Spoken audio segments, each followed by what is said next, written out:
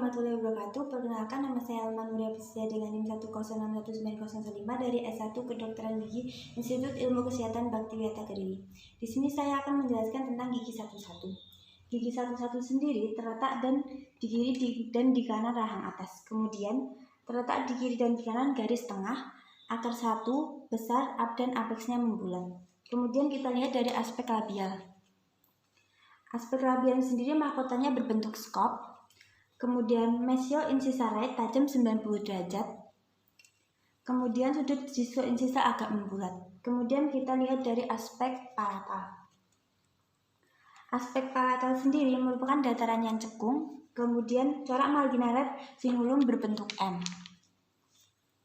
Kemudian dilihat dari aspek mesial, permukaan labialnya cembung dan permukaan palatalnya tidak rata. Kemudian kita lihat dari aspek distal, hampir sama dengan aspek mesial, tetapi berbeda cervical line melengkung ke arah cervical sedalam kurang lebih 2,5 mm. Kemudian kita lihat dari aspek insisal, garis insisalnya berada di tengah-tengah. Kemudian permukaan labial lebih lebar dari permukaan palatinal. Kemudian adalah gigi 12. Gigi 12 sendiri sudut mesio-insisalnya lantip, sudut disto-insisa lebih membulat. Kemudian berbentuk seperti paku runcing bulat. Kemudian tepi insisa lebih jelas miring ke bawah, permukaan distal lebih pendek. Kemudian kita lihat pada aspek labial. Aspek labial sendiri sudut mesio-insisa lantip, sudut disto-insisa lebih membulat. Kemudian akan membelut ke distal. Kemudian pada aspek palatal, corak marginalis cingulum berbentuk V, kemudian cingulum lebih kecil nyaris tidak terlihat.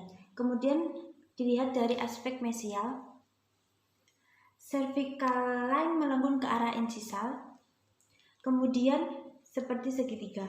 Kemudian aspek distal,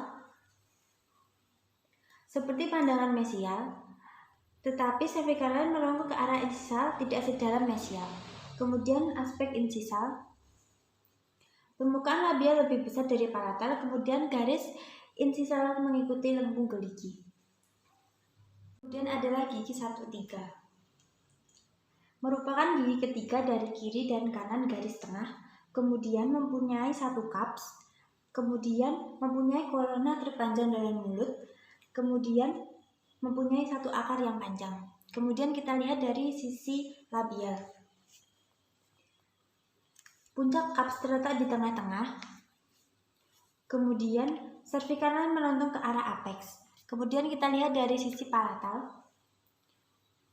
cingulum, fossa, dan tuberculum jelas. Kemudian kita lihat dari sisi mesial, permukaan labial cembung dan permukaan palatal terlihat. Kemudian cervical line melengkung ke arah insisal sedalam 2,5 mm.